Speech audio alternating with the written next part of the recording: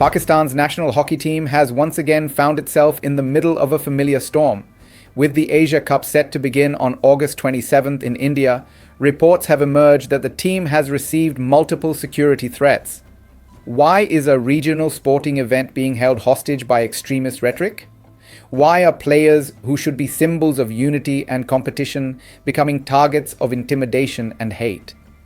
And how has cross-border sportsmanship turned into a matter of national security and political score settling? The Pakistan Hockey Federation confirmed that threats were made against players shortly after Pakistan's participation in the Asia Cup was announced. These weren't vague statements or social media rants. Some of them were specific and directed at players, warning of physical harm should they enter India. The threats are believed to have come from hardline nationalist elements, including figures linked to the BJP and its ideological affiliate, the RSS. Officials also pointed to rising nationalist sentiment being fueled by recent political developments in India. Rana Mashood, chairman of PM Sports Program, stated, "We will not put our team at risk. If security is not guaranteed, we will reconsider our participation." The PHF has since reached out to the Asian Hockey Federation and the International Hockey Federation, requesting written security assurances from India's government and tournament organizers. Simultaneously, Pakistani intelligence agencies are assessing the seriousness of the threats and monitoring cross-border communication for further signs of escalation.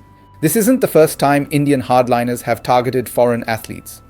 In 2019, South African cricketer Hashim Amla was harassed online for his appearance and religious background during the ICC World Cup held in India. In 2022, England's Moeen Ali was the subject of vitriolic social media abuse after publicly speaking out against religious intolerance. And Pakistani cricketers have regularly faced threats or visa complications before tournaments in India, with entire tours cancelled due to political pressure. Pakistani athletes have frequently encountered hostility on Indian soil. Visa denials, hostile fan behavior, and administrative barriers have marred sports engagements between the two countries. However, the current situation feels more orchestrated. Behind the curtain, there's an ongoing campaign by elements within India's media and political establishment to use sport as a tool for nationalist signaling. After the Pak-India conflict of 2025 in May, Indian media outlets have intensified anti-Pakistan rhetoric. Some debates have demanded the complete exclusion of Pakistan from regional sports competitions. Adding to the backdrop, Indian right-wing news anchors and commentators have vocally condemned Pakistan's inclusion in the Asia Cup. Television panels have described Pakistan as an enemy state, with some commentators demanding a nationwide boycott of the event.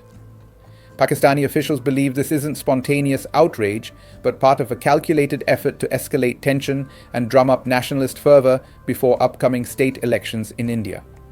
The Pakistan Hockey Federation has reportedly contacted international hockey bodies, including the Asian Hockey Federation and the International Hockey Federation, to raise their concerns and seek assurances.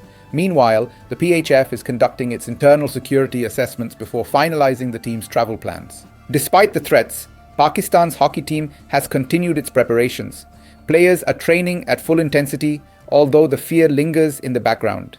The PHF is said to be keeping a watch on alleged threats being issued to the hockey team players on social media. Officials confirmed that the threats were serious enough to trigger internal security alerts, especially in light of concerns like recent conflict cited by Pakistani officials. There are also reports that Pakistan's intelligence agencies are making efforts to assess the credibility and origin of the threats. India, for its part, has reiterated its commitment to hosting a smooth, safe tournament and has a policy of allowing Pakistani athletes to participate in multi-nation sports tournaments hosted in India, despite broader diplomatic and trade restrictions. While India's Ministry of External Affairs has issued no detailed official statement regarding these specific threats, Indian officials have consistently affirmed their commitment to player safety. Any suggestions that the threats are being overplayed for political mileage in Pakistan remain speculative claims in the absence of a formal investigation. The timing of the threats could not be worse.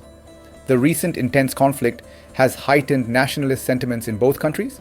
The political parties in India often tap into historical animosities to rally support.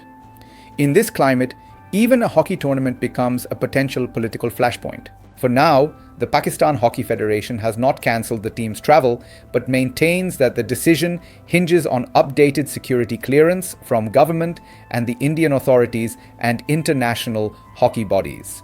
While official procedures are ongoing, the episode underscores a deeper problem: the erosion of trust, even in the arena of sports. The outcome of this standoff will be telling. It will reveal whether sportsmanship can rise above the bitterness of borders, or whether the field itself will be fenced off by fear.